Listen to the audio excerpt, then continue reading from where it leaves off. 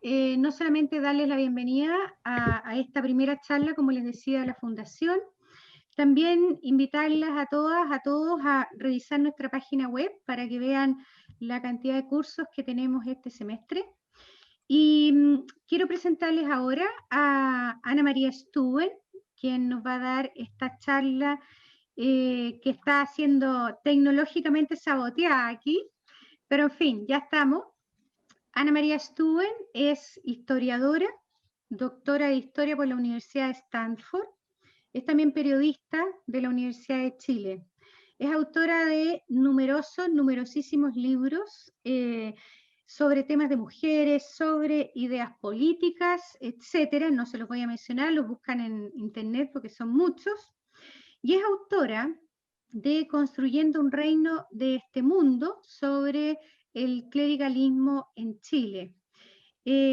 Más que nada, Ana María es una amiga de la casa, así es que sin más preámbulo, las dejo con Ana María Stuben y esta primera charla, ¿por qué tenemos esta institución eclesial? Les pido que por favor todos silencien sus micrófonos. Quien quiera hacer preguntas, le pido que las pongan en el chat y las vamos a ir recogiendo para que no se nos arme demasiado lío después. Y decirles también que esta transmisión se está haciendo a través de Facebook. ¿Ah?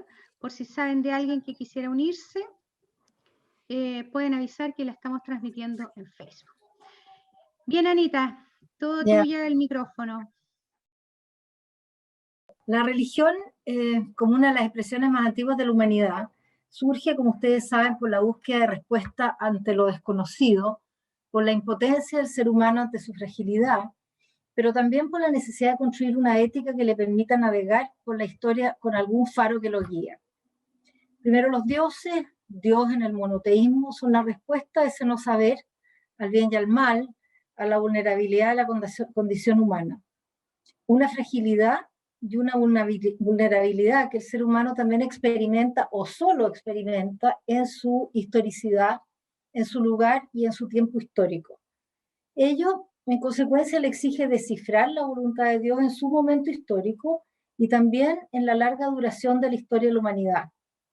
Ello es lo que ha intentado hacer la Iglesia durante su recorrido, afirmándose en su verdad revelada, por cierto, pero defendiéndose también de los poderes que se han opuesto a ella. En ese camino ha trazado rumbos acertados y también, como todas sabemos, ha cometido errores producto de su interacción en el mundo. Digo esto para comenzar, para afirmar que la dimensión religiosa espiritual, ese religar con Dios, requiere pensarse desde los límites del humano, desde lo histórico, lo inmanente, como inseparable de lo trascendente, pero que aunque no se separe, sí se distingue, porque pertenece en algunos aspectos a dos registros distintos. Y eso es plenamente válido para la religión católica, institucionalizada en la Iglesia, que en tanto institución comparte esa dimensión inmanente, terrenal, en su presencia en el mundo, aunque haya sido instituida, eso creemos los católicos, por una voluntad divina. Es decir, la Iglesia en su dimensión institucional y en su actuar en el mundo, en su ser fiel al mensaje de Jesús como su fundador, debe permanentemente cuestionar, como diría el Padre Hurtado, qué haría Jesús en su lugar. Pero debe responder interpretando a Jesús en el contexto histórico, para lo cual no siempre tiene los códigos necesarios o apropiados. Debe dialogar con la historia como parte de ella, y como se anima a los católicos desde Vaticano II, hoy debemos animarnos a ese diálogo. Ese diálogo ha permitido que los católicos, entendiéndonos como pueblo de Dios, puedan mirar la historia de la Iglesia, indagando no solo el actuar de Dios a través de ella, sino también su dimensión humana, terrenal y política. Entender que igual como Jesús debió separar aquello que pertenecía al César y aquello que pertenecía a Dios, la Iglesia ha debido recorrer los siglos de historia dialogando con el César, metáfora en este caso de lo político, distinguiéndose de él, pero a la vez actuando en un espacio donde ambas, la autoridad religiosa y la política, formaban y forman parte de un entramado complejo donde muchas veces el conflicto se ha impuesto sobre la armonía. Y como sucede siempre que hay instituciones en conflicto, cada una busca reforzar su autoridad de manera de imponerse. Es el problema del poder, que es lo propio de lo político, de lo cual la Iglesia no ha estado ni está al margen. En esta sesión quiero hacer un recorrido histórico con la relación de la Iglesia con el poder, con lo político. Debo recordar que mi mirada es la de una historiadora, que considera solo para los efectos de esta charla a la religión como un problema historiográfico. Historiografía es el estudio de la historia, que convoca interdisciplinariamente, por supuesto, a la teología, pero también, y especialmente en los últimos años, a la sociología, a la antropología y a la historiografía.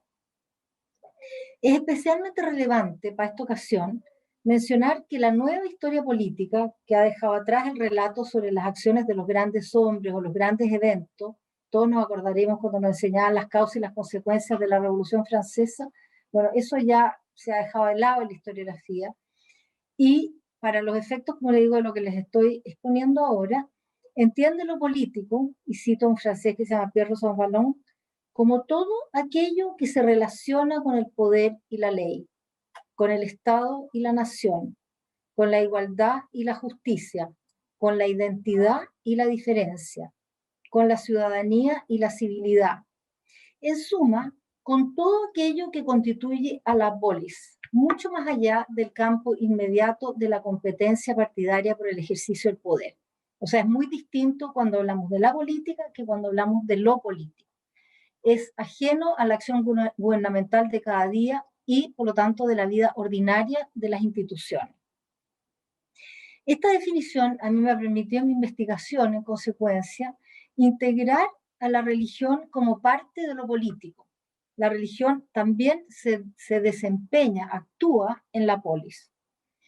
Lo político, a diferencia de la política, que se refiere más bien a un conjunto de prácticas, tiene dos campos de acción. Uno es aquel que define, por ejemplo, Hannah Arendt, que lo ve como un espacio de libertad y de deliberación pública, pero también hay otro que percibe lo político como un espacio de poder, de conflicto y de antagonismo. Ese es el que por lo demás debió enfrentar el mismo Jesús. Recordemos que él fue asesinado por el poder de su época. Y por cierto, los primeros cristianos. A quienes tienden a despreciar la política, especialmente en este momento que está tan desprestigiada en nuestro país por la calidad de sus actores, entre otros motivos, tengo que necesariamente en este caso invitarlos e invitarlas a mirar lo político, a separarlo de la política y a pensarlo como una dimensión del quehacer de la Iglesia en la historia. La Iglesia que fundó Jesús y Jesús mismo fueron políticos en este sentido. Distinguían al César de Dios, pero, como sostiene Rosanvallon, se interesaron profundamente en aquello que concierne al poder, a la ley, a la igualdad y a la justicia.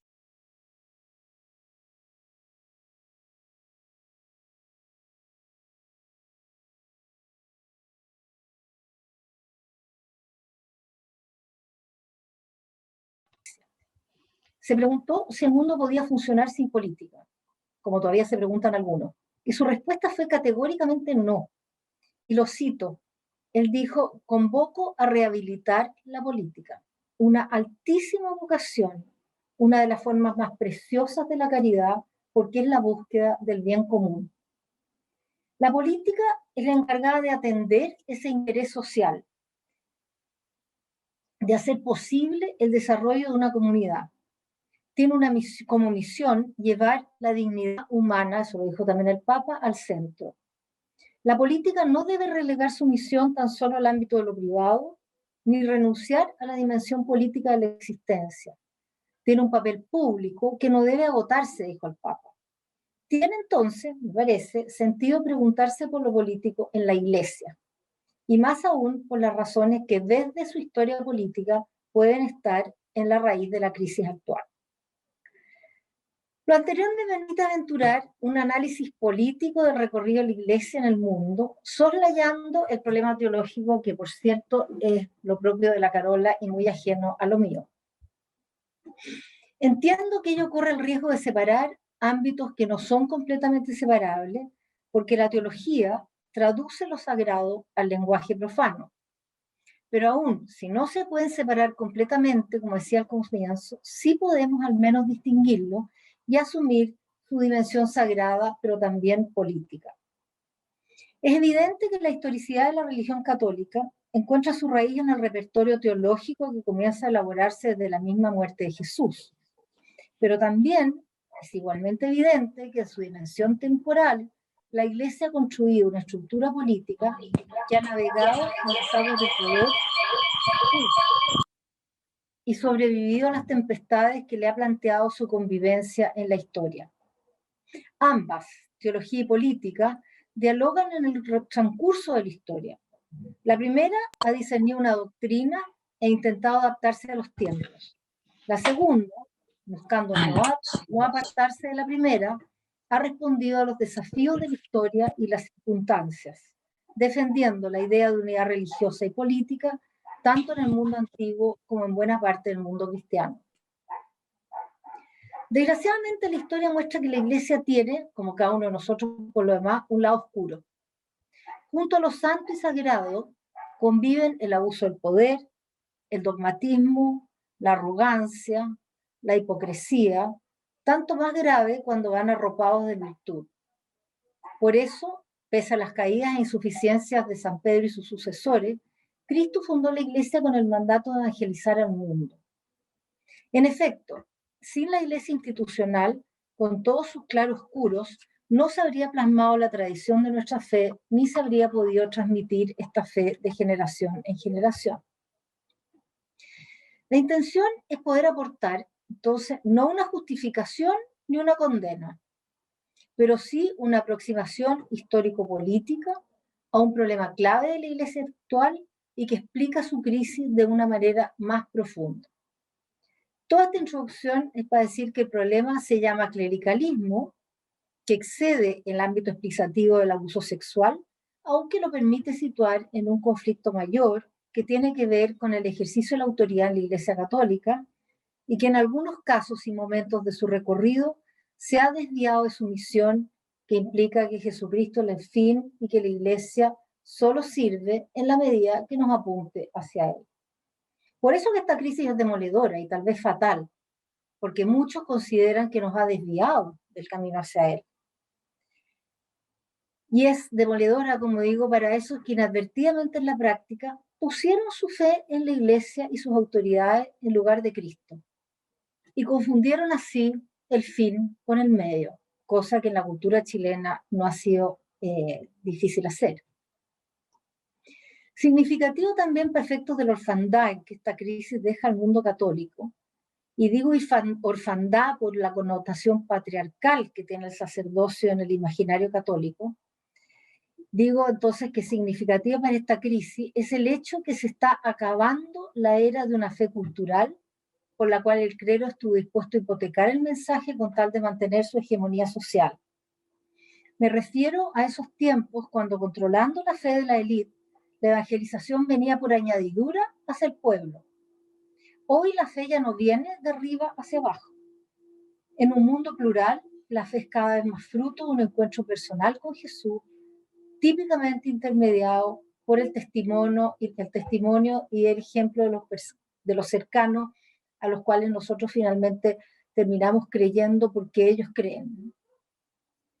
De ahí también, pues, el auge de los laicos en las tareas más propiamente evangelizadoras y la importancia de los espacios de libertad que aporta el mirar la historia con un sentido crítico. El clericalismo, en palabras del Papa Francisco, es, y lo cito, una manera desviada de concebir la autoridad de la Iglesia. Es un mecanismo que opera cuando el clero inculca en los laicos, por una parte, la noción de que no poseen poder ni conocimiento, y por otra, que los sacerdotes y religiosos, por la gracia de su ordenación, poseen superioridad. Siguiendo a Francisco de nuevo, el clericalismo nace, dice él, de una visión elitista y exclusiva de la vocación que interpreta el ministerio recibido como un poder para ejercer.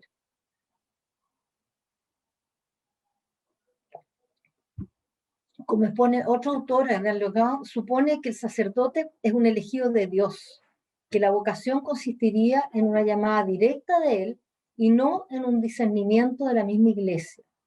Ser sacerdote entonces implicaría un cambio ontológico o existencial. Esta digresión no es menor, pues apunta a un debate sobre el cual ha habido disenso dentro del mismo papado. Pío X, en 1912, sostuvo que la vocación es un llamado de la Iglesia, y 20 años después, Pío XI exigió que los ordenantes juraran, y lo cito de nuevo, experimento y siento que Dios realmente me llama.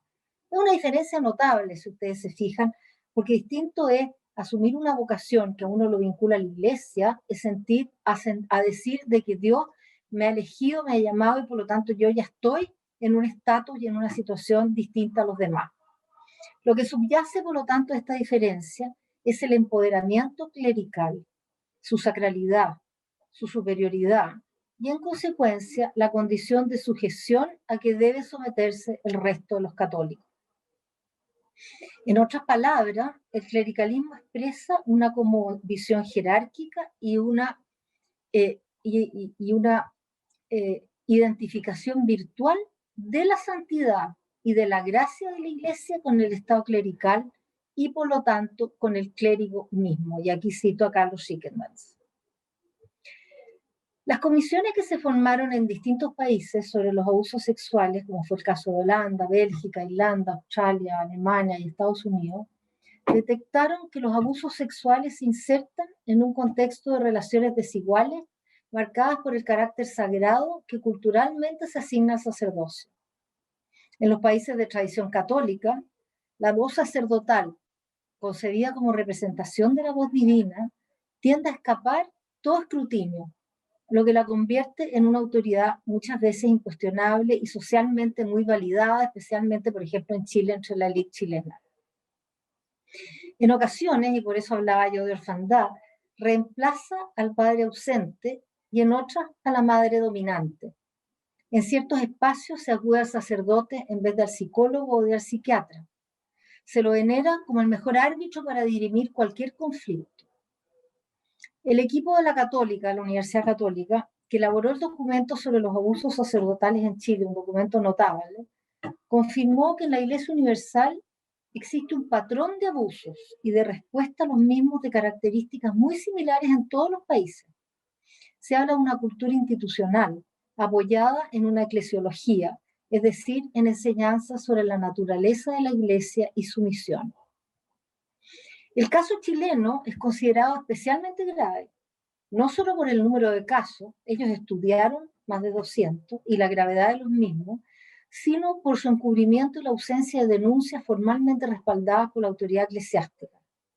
Ellos concluyeron que la Iglesia ha actuado muy por debajo de las recomendaciones internacionales en términos de reparación, de prevención, de claridad y de decisión en el apoyo y protección a las víctimas, con la excepción del espacio provisto por la Comisión Scicluna-Bertomeu, que, como sabemos, fue una respuesta bastante tardía a demandas y denuncias que no habían sido atendidas por la autoridad eclesiástica ni por los representantes del Vaticano. Entre las conclusiones de la comisión, se confirmó la existencia de una cultura del abuso y del encubrimiento, nuevamente, lo que da cuenta de un proceso profundamente arraigado de larga data. Incluso el documento de la universidad consigna que, y lo cito, casi en todo ha prevalecido el uso discrecional de la autoridad de obispos y superiores, el espíritu de cuerpo del clero y de las congregaciones religiosas y la pasividad completa de los laicos. Descubrieron que los abusos se explican por una distorsión en los sistemas de autoridad eclesiástica. El clericalismo se origina también en una estructura organizacional y de toma de decisiones que exime a la Iglesia de todo escrutinio, lo cual favorece el secretismo y la falta de transparencia. Asimismo, la selección de la jerarquía y las formas de liderazgo que ejerce contribuyen a consolidar una estructura hermética y autorreferida, renuente a la autocrítica. Un elemento importante para situar el clericalismo en su dimensión política ha sido develar un parecido entre prácticas institucionales autoritarias en la Iglesia y en el ámbito sociopolítico. Ambas se basan, como en un excelente estudio de Katia Arauja, en el miedo, dice, a los subordinados, a la creencia de que las personas no obedecerán a la autoridad si no la ven inflexible, Se trata de una convicción de que las personas, siendo libres, ejercen el arbitrio mismo sin norma, lo que se traduce en personas escasamente autónomas. Ello justificaría el abuso del natural temor de Dios que tanto daño ha causado en la historia. La construcción de este sistema clerical en la Iglesia ha tenido algunos hitos históricos que son los que me propongo relevar aquí, en el rato que me queda. Es lo que intenté en el libro que citó la Carola, que se llama Construyendo un reino de este mundo. Mi reino no es de este mundo, respondió Jesús a Pilato, Juan 18:36. Pero sí encargó a los discípulos, en particular a Pedro, fundar una iglesia a la que hubo que dar una institucionalidad capaz de asumir la tarea de propagar el mensaje y fundar la cristiandad. Esa primera iglesia debió enfrentarse a los reinos de este mundo y relacionarse con ellos, primero en contexto de persecución, sabemos en Roma, y luego Constantino y su conversión como parte integrante de los mismos. Ese acto es la primera de las metamorfosis de las relaciones del cristianismo con el poder, y le van a seguir, por cierto, muchas otras durante todo el periodo de la cristiandad. La idea de unidad, tanto religiosa como política, prevaleció desde el mundo antiguo, el de griegos y romanos, y una buena parte del mundo cristiano, especialmente bizantino. La distinción entre ambos poderes, y en consecuencia la tensión entre los dos, se impuso como dualidad constitutiva del mundo occidental, al punto que si desapareciera o hubiera desaparecido en la historia, este sería completamente otro. Somos tan herederos de los griegos y de Cicerón como de Israel y de Jesús. Lo anterior no permite mirar la crisis de la Iglesia Católica como la de una institución cualquiera que pierde su rumbo, en la medida en que mientras la cruz y la espada se encontraban clavadas en territorios comunes, la religión cumplió funciones estructurales, dando consistencia y sentido al mundo, así como a la vida de las comunidades. En el recorrido que siguió, tanto la esfera religiosa como la secular fueron desarrollando sus propias representaciones del poder, realizándose préstamos mutuos de derechos desde inicio de la Edad Media hasta entrado al siglo XII. Como señala una autora, el sacerdocio llegó a adquirir una cierta apariencia imperial y el regnum un aspecto clerical, al punto de que se pueden ver imágenes del pontífice llevando una corona y del emperador portando la mitra. Prevaleció entonces una mixtura de capacidades temporales y espirituales, no solo en los soberanos, sino también en el clero. Los obispos, como vicarios de Dios en la tierra, eran también personas mixtas, seculares y espirituales, príncipes de la iglesia y feudatarios de los reyes. Tremenda confusión. En la Edad Media hubo dos momentos clave en el proceso de construcción de una visión de lo que hoy nosotros llamamos clericalista dentro de la iglesia. Se trata de la reforma gregoriana del siglo XI y de la llamada querella de las investiduras de los siglos XI y XII, las cuales abrieron el espacio para el debate en torno a la soberanía, que en el mundo, pero también en Chile, fue luego retomado y convertido en un debate muy importante en el siglo XIX, cuando en Chile se estaban tratando de laicizar las instituciones. Es decir, se recogió un conflicto latente en el siglo XIX. Obviamente en la Edad Media esa discusión no se podía dar, pues la soberanía es un concepto moderno, y hay que tener mucho cuidado, como sabemos, en el anacronismo, en el uso del lenguaje. En ese conflicto de la querella y la investidura, el triunfo correspondió al papado, que jugó sus cartas políticas con los monarcas temporales y utilizó sus mismas artes y sus mismas lógicas. Voy a resumir un proceso muy complejo y muy lleno, digamos, de anécdotas, ¿eh? Pero básicamente la querella es el nombre que designa uno de los momentos clave, como les decía, en la construcción histórica del clericalismo y del autoritarismo eclesiástico, equivalente solo a la proclamación de la infalibilidad papal por Pío IX en el siglo XIX. Ese acontecimiento se remonta a comienzos del primer milenio, época en que si bien la Iglesia debía ser un polo de referencia y lugar de legitimidad del poder político, estaba totalmente incapacitada de realizar su misión debido a la corrupción y a su desorden interno. Por ello, el emperador del Sacro Imperio Romano Germánico, Enrique III, consciente de estos problemas de la Iglesia, se propuso él la recristianización de Europa y se arrogó la autoridad de consagrar obispos, lo que dio inicio a un enorme conflicto no esperado entre el papado y el imperio respecto del ejercicio del poder espiritual y temporal y el control sobre la cristiandad. Cuando asume el Papa Gregorio VII, se propuso emprender entonces los cambios que requería la Iglesia, para lo cual emprendió la llamada Reforma Gregoriana, inspirada tanto en la idea de reformar el culto como aumentar el poder papal a través de sostener la independencia de la Iglesia y sus obispos de los príncipes. Es un poco, en otros términos, digamos, lo que se vivió aquí en la época del patronato. Con ese fin, entonces, Gregorio decretó la eliminación de la facultad imperial de intervenir en la elección papal, defendió su autoridad, su libertad para nombrar los obispos y aseguró su autoridad sobre las órdenes monásticas, y además creó el colegio cardenalicio, que era una especie de nobleza eclesiástica, o sea, siempre esta fusión, digamos, entre las instituciones que se iban instituyendo en el mundo político y aquellas que iban surgiendo entre la Iglesia.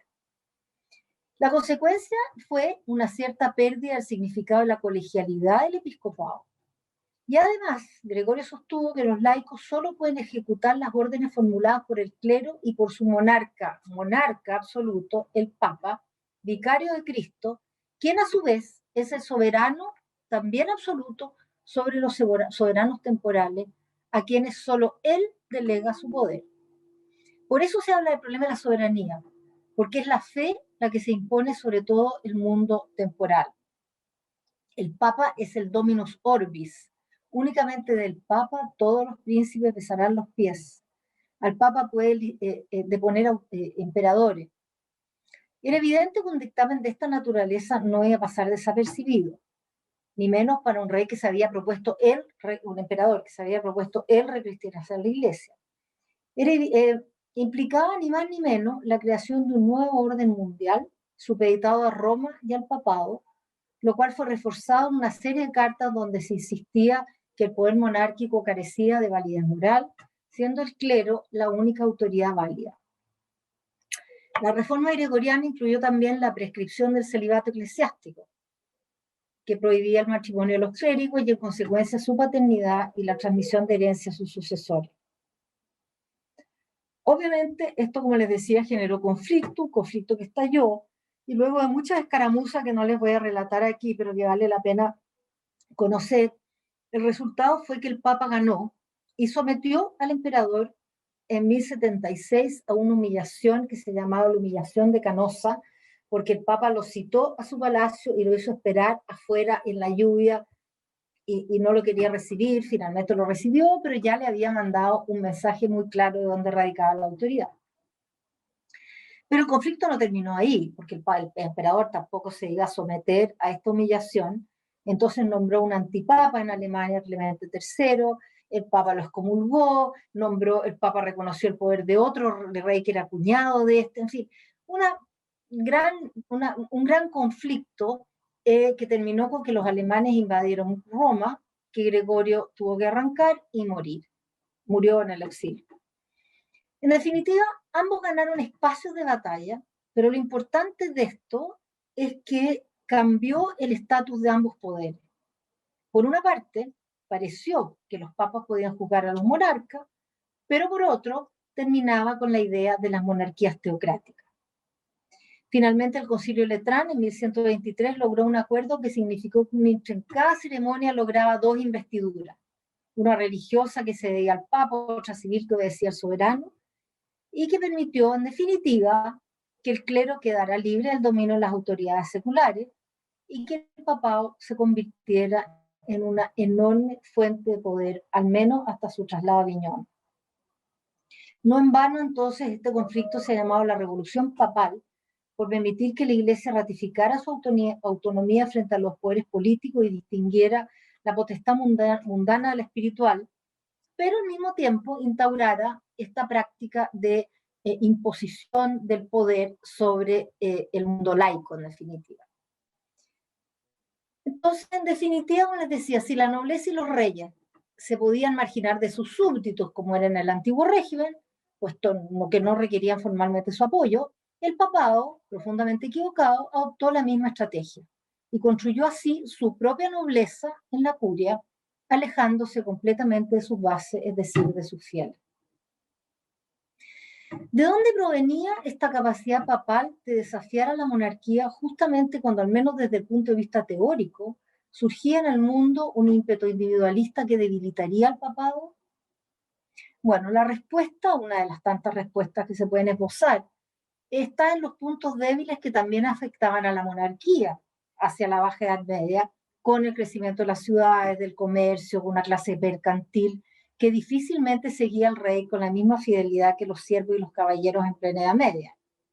En síntesis, se trataba de dos espacios de poder que luchaban por su supremacía con fragilidades internas que les impedían imponerse del todo uno sobre el otro.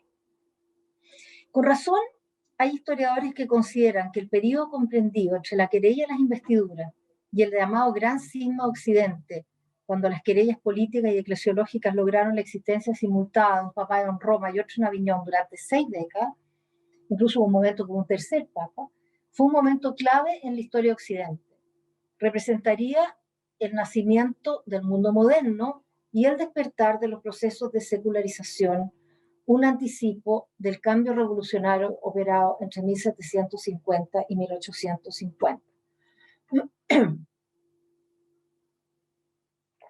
La Reforma Protestante fue el momento en que los vicios y errores que se fueron incubando durante estos siglos en su estructura monárquica y secular salieron a la superficie arremetiendo contra la ciudad religiosa y controlándola. Martín Lutero, en el siglo XV y comienzo del XVI, no solo reclamó por el abuso que significaba la venta de indulgencias. Pensarlo así, pensar que digamos que la Reforma Protestante fue solamente por la venta de indulgencias, es simplificar muchísimo lo que fue la reacción de Lutero. Lutero se consideró libre por la fe y desde esa certeza afirmó que todos eran sacerdotes y que la supremacía romana servía para paralizar las reformas eclesiásticas propuestas por los laicos cristianos, así como para mantener poderes temporales bajo una tutela tiránica. Ahora, digamos, es muy profunda la biografía de Lutero como para esta simplificación que estoy haciendo yo también, ¿no? Hay un libro precioso que se llama Lutero, un destino, de Lucien Febvre, que se los recomiendo también mucho. Pero como en otros momentos en la historia, la jerarquía de la Iglesia Católica no pareció interpretar adecuadamente en sus comienzos al menos las consecuencias de las propuestas del protestantismo. El Papa León X y los burócratas eclesiásticos demoraron 3 años en dilucidar la herejía. Ahora, por cierto, era difícil que una iglesia tan corrompida desde dentro cambiara de la noche a mañana.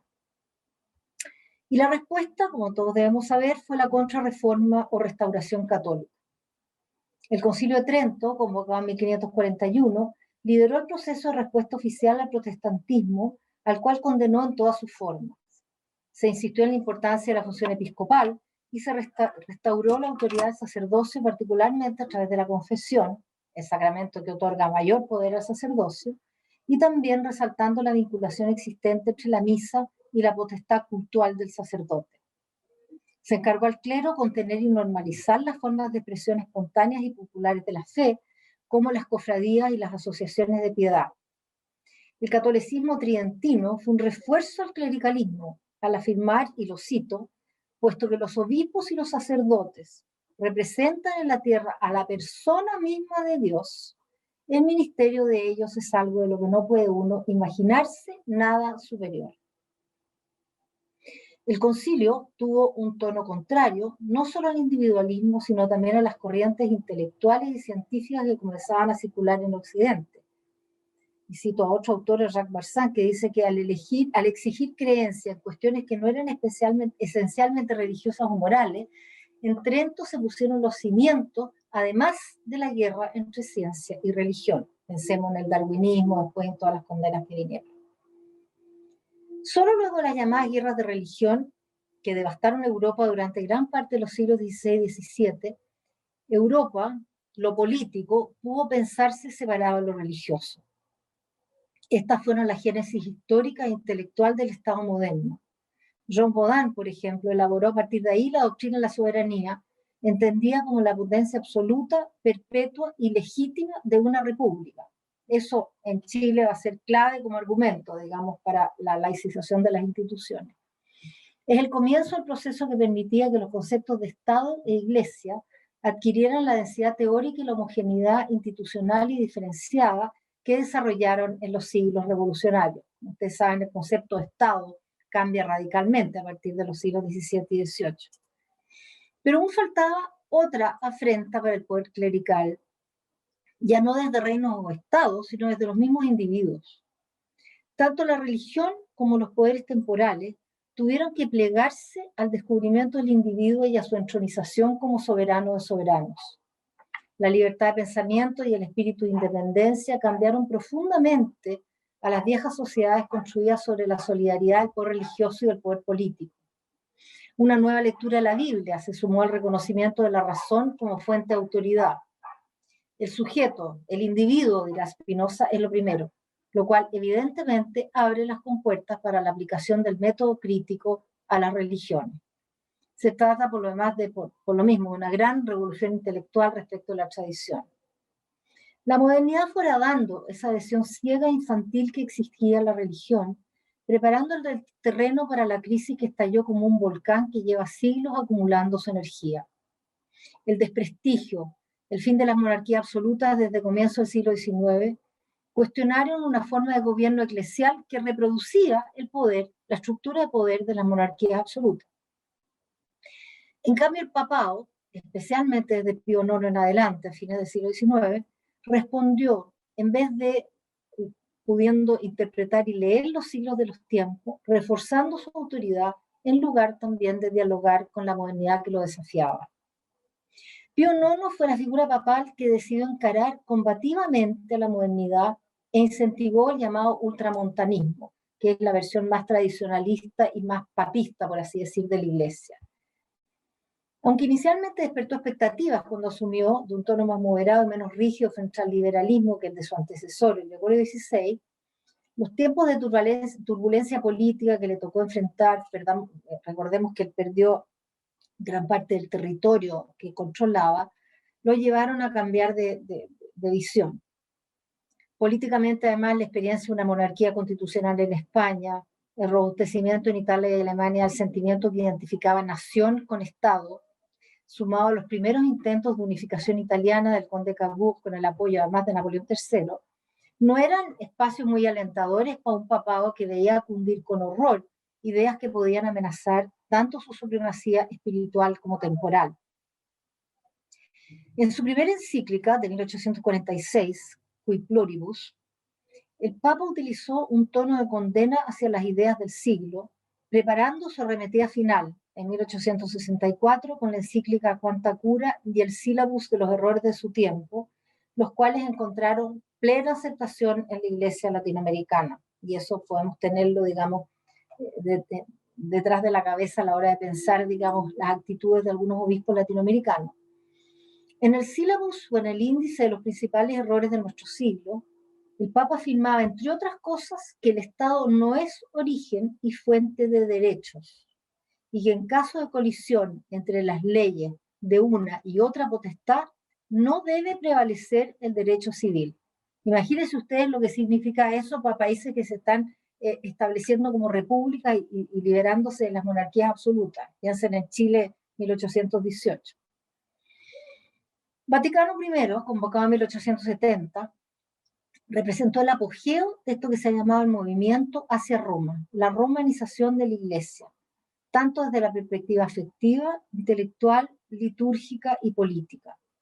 En efecto, ratificó la supremacía papal como pastor eternus, convirtiendo la doctrina de la infalibilidad del pontífice en un artículo de fe y, de paso, fijando una postura sobre la autoridad de la Iglesia en el mundo. Además, declaró que la Iglesia de Cristo, y lo cito, no es una comunidad de iguales en las que todos los fieles tienen los mismos derechos, es una comunidad de desiguales y que a ella se ha otorgado el poder de Dios para santificar, enseñar y gobernar. El catolicismo a mediados del siglo XIX había sufrido ya grandes cambios y la romanización probablemente fue una de las mayores y peores consecuencias para el clericalismo hasta el día de hoy. Fue un proceso complejo que obviamente obedeció a muchos factores, y uno de los elementos que la distinguen fue el intento de disciplinar al clero y robustecer el ultramontanismo, es decir, la adhesión directa hacia el papado. León XIII, sucesor de Pío IX, marcó un cambio en la línea ultramontana y asumió desde sus inicios una postura un poco más conciliatoria, especialmente con las autoridades seculares. Le tocó enfrentar, por cierto, ya una iglesia mucho más secularizada, para lo que pensó en una iglesia distinta, romanizada, pero que incluyera lo que se llamaba el cultivo de la opinión pública, el desarrollo de la prensa confesional y el asociacionismo seglar. Para ello, siguió una línea fuertemente social y de protección de los derechos de los trabajadores, famosa por lo demás, ya mucho más conocida, la encíclica Rerum Novarum de 1891. No obstante, León XIII también fue un firme defensor de la infalibilidad papal e intentó demostrar que si la ciencia entraba en conflicto con la doctrina, era la ciencia la equivocada. Es decir, para Pío IX, si la política entraba en conflicto con la iglesia, era la política la que no había que obedecer, y aquí si la ciencia era la que entraba en conflicto, no había que respetar a la ciencia. Y con esto voy terminando. Estoy muy pasado, ¿no? Bueno, no digo nada. 5 minutos más, Anita. 5 minutos. Ya. Los católicos del siglo XX vieron, por una parte entonces, cómo la Iglesia buscó nuevas formas de penetración en la sociedad civil e influencias ante los estados, pero por otro, fueron testigos de cómo se los enfrentaba una disyuntiva imposible de aceptar en el mundo contemporáneo, la cual era atribuir al Papa una autoridad temporal y política que entraba en conflicto con el principio de la soberanía popular. Pobre Zorobabel Rodríguez y varios, digamos, de los decimonónicos chilenos, prefirieron incluso postular y defender a finales del siglo XIX, mucho antes de la independencia entre el Estado y la Iglesia, que hubiera esta independencia entre el Estado y la Iglesia porque no podían estar sometidos a esta tensión entre dos soberanías. Su rechazo a aceptar la historicidad de la doctrina, su defensa de formas de generación de la autoridad interna que no se condicen con una concepción de comunidad y la sacralización de la autoridad sacerdotal son aspectos que se mantuvieron intocados durante el siglo XX y que recién el Concilio Vaticano II intentó enfrentar sin éxito hasta el día de hoy. Les he mencionado lo que es el crecimiento del concepto del individuo, les he mencionado lo que es la constitución de las soberanías de los estados. Bueno, cuando existen esos dos valores, digamos, es muy difícil que la soberanía papal pueda considerarse que tiene un espacio temporal que se puede oponer a las soberanías políticas. Y en Chile lo que sucede es que la religión y la política durante el antiguo régimen, es decir, durante la monarquía, el concepto de iglesia no existe. Y ese es un tema que nosotros, digamos que yo creo que es bastante interesante de mirar, porque iglesia y Estado se podían distinguir, pero no eran separables, porque el papado le daba legitimidad al monarca y el monarca, a su vez, cumpliendo con las bulas papales, digamos, le daba un territorio a evangelizar a la iglesia. Por lo tanto, y eso es lo que se llama que la cruz y la espada, digamos, se clavaron al mismo tiempo en América. Entonces, conduce un error asignarle contornos de entidad ahistórica y monolítica en lucha permanentemente con el Estado, porque en realidad la Iglesia y el Estado se tuvieron que, estoy pensando en Chile y en gran parte de Hispanoamérica, la Iglesia y el Estado se tuvieron que constituir al mismo tiempo. Es decir, la institucionalidad que nosotros hoy día conocemos de la Iglesia no existía.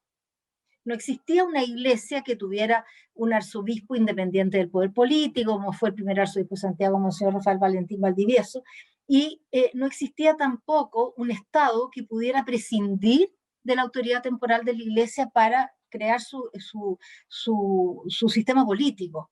Entonces, lo que hace la República es decir que la legitimidad política, que la soberanía se encuentran en el Estado y en la nación, o en la nación y en el Estado. En el caso chileno, digamos, son construcciones prácticamente simultáneas.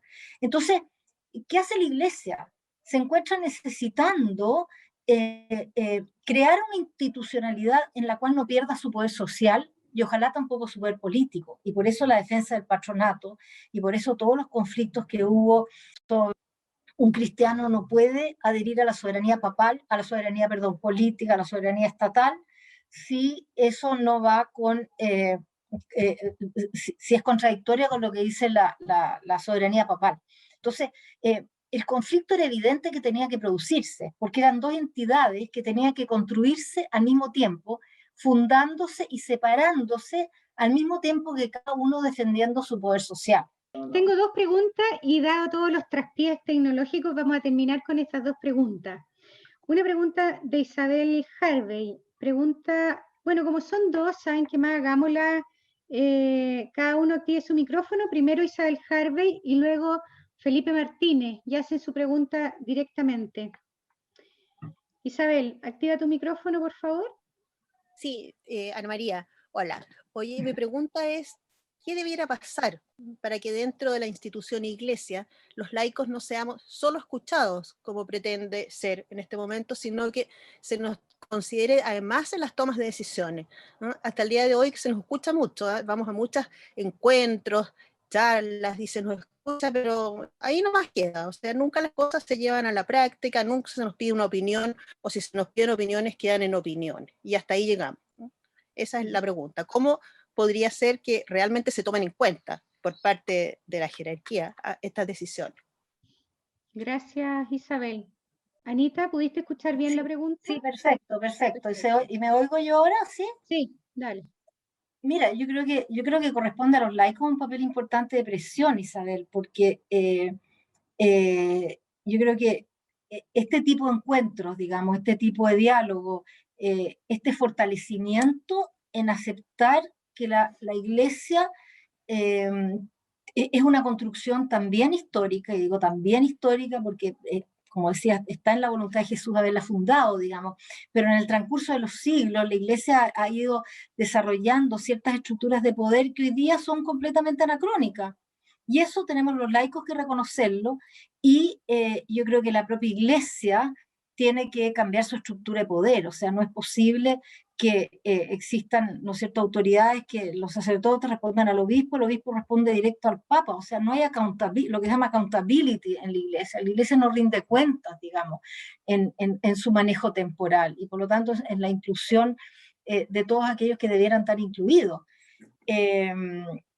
Yo creo que hay esperanza. La Carola ha ido a algunos congresos feministas y aparentemente hay grupos que están presionando. No sé, no sé cuánto de eso podrá tener cabida. Ahora, en el caso chileno me asusta muchísimo porque yo veo una conferencia episcopal completamente al margen de su, de sus fieles, digamos, ¿no? De la comunidad a la cual debieran responder, si tuvieran claro que ellos tienen un poder que es delegado. Gracias. Gracias, Anita. Felipe Martínez, no te veo, pero si me estás escuchando, por favor, activa tu micrófono. Gracias, Carolina. Profesora, el poder terrenal de la Iglesia Católica, no solo en el mundo, sino que en Chile, se ha reducido, si es que no ha desaparecido. ¿Cuánto puede haber influido esa situación al cambio de la espiritualidad, ya sea en la Iglesia Católica en particular, como en el cristianismo en general? Mira, yo creo que hay dos procesos, digamos, que se pueden distinguir analíticamente y que me parece interesante distinguir. Uno es la laicidad, la laicización de las instituciones, que efectivamente, como tú bien dices, prácticamente todos los países, digamos, del orbe cristiano han ido laicizando sus instituciones, y por lo tanto la Iglesia ha perdido gran parte de su poder político, ¿no es cierto?, gran parte de su poder social también a través de las instituciones en las que interactuaba con el Estado. Ahora, yo creo que el gran embate, digamos, desde el punto de vista cultural y desde el punto de vista espiritual, es la secularización social, o sea, entendía no solamente como la privatización de la fe, sino también como todo aquello que los católicos, y Vaticano II yo creo que en eso es fundamental, no soy yo quien lo puede poner mejor, digamos, en la medida que los católicos vamos entendiendo de que podemos ser parte y desarrollar una espiritualidad mediada por la Iglesia, pero también con crítica hacia la Iglesia y con crítica hacia aquellos dictámenes o sanciones o condenaciones, digamos, que ejerce la Iglesia y que antiguamente eran vividas, yo por lo menos las viví así, como una marginación, como una exclusión. Hoy día yo creo que el hecho de que personas que podrían estar excluidas de la Iglesia se sientan parte de ella y quieran luchar por la Iglesia desde dentro, yo creo que eso es una revolución espiritual, sin duda importante, pero también es una revolución espiritual de sí importante, pero también una revolución cultural importante. No sé si contesto tu pregunta. Sí, muchas gracias. Y la biblioteca no es mía, es la Biblioteca Estatal de Franconia, que está en la ciudad de Bamberg, que tiene la colección medieval más grande de Alemania. Bien, gracias Felipe. Por favor, si alguien más quiere hacer una pregunta, ponga en el chat yo y lo ubicamos y le damos la palabra. Bien. ¿Alguien más? Bueno, por último, Anita, última petición. ¿Cómo visualizas tú el proceso que tiene la Iglesia chilena por delante? ¿Lo ves más bien esperanzado? ¿Lo ves más bien pesimista? ¿Cómo ves lo que nos toca, lo que se viene? Quiero desaparecer con tu pregunta, Carola. No te estamos viendo, mira, así que no es problema, solo te escuchamos. Mira, yo tengo esperanza en los laicos, la verdad, mucho más esperanza que en el clero. Yo creo que el clero sigue sumamente apegado, digamos, a su, probablemente menos sacralizado, en el sentido de que los abusos, digamos, han desacralizado en parte su poder, pero muy defendiendo sus áreas de influencia todavía y su poder clerical. Yo creo que ¿qué es lo que veo? O sea, yo veo un grupo de sacerdotes sumamente actuantes en tratar de producir cambios dentro de la Iglesia, con poca o ninguna representación en el episcopado, corrígeme tú, pero yo tengo esa impresión. Todavía me ha tocado, además, personalmente vivir el autoritarismo de ciertos sacerdotes en el ejercicio de sus funciones de poder, que yo creo que les cuesta mucho deshacerse de eso. Y los obispos debieran tener una influencia importante en lograr esos cambios. Y yo creo que la actual generación de obispos yo la veo muy incapacitada de hacerlo. Esperanza siempre hay en el sentido de que el movimiento de los laicos yo creo que es una fuerza, no solamente una fuerza de presión, sino que también es una fuerza espiritual, es una gran disposición, digamos, al cambio. Pero mientras la autoridad eclesiástica sea la que es, lo veo difícil. Entonces, solamente nos queda tomarnos los espacios, laicas y laicos aquí presentes, no esperar que nos den el espacio, sino que tomarlo. Bueno, Anita, te agradezco muchísimo la charla, la conversación esta noche, esta tarde.